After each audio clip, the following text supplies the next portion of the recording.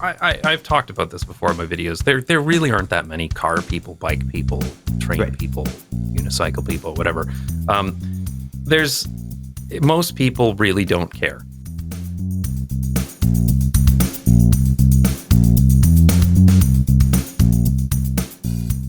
Even people who drive all the time and say they love their car, they don't actually love their car. Like when they're driving like a 15-year-old Toyota Camry, they don't actually like cars. Right. They just like getting to where they're going quickly and efficiently.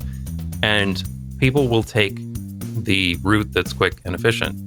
The vast majority of people, there's some people who are going to cycle no matter what. There's some people who are going to drive no matter what. But they're actually in the minority. I firmly believe this after visiting so many places in the world. Like when you go to Tokyo, there's a hell of a lot of people that take the train.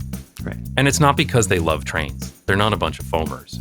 Like they want to just get to where they're going quickly and efficiently, and the city has been built such that the fastest way to get there is the train.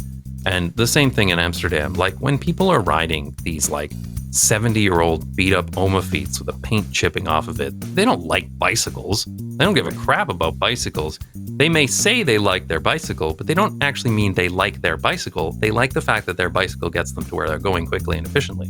Yeah. And this is where it's up to the city to decide, what are you going to make the quick and easy way?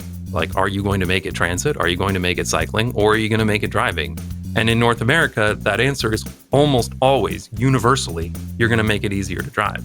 Right. When cars can go everywhere and cars can take the direct route everywhere, why wouldn't you drive? Especially if parking is free. That's like literally the only metric that stops people from driving in North America most of the time.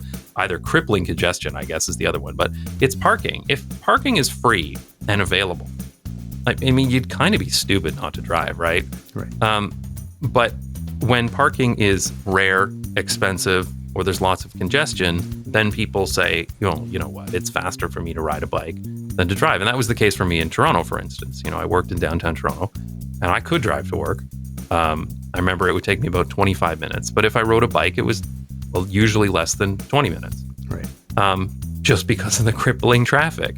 But it's not because the city designed it that way. It's just that the city has invested so little in their public transportation over the past few decades that traffic is crippling, and then other modes become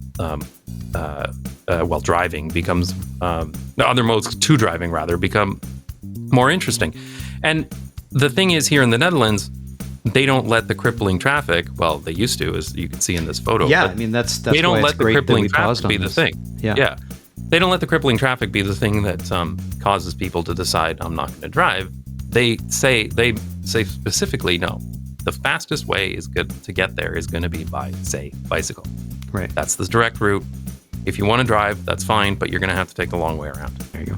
The city was so clogged with cars that the streets were not only highly inefficient, but also extremely dangerous, which is the current situation in most American and Canadian cities today. Drive it home. When I drive in Amsterdam, I'm amazed how little car traffic I encounter for a city of this size. Yeah, it's so true. It's also important to note that these hoofdnets and plusnets are not made as a replacement to proper bicycle infrastructure, but rather in addition to it.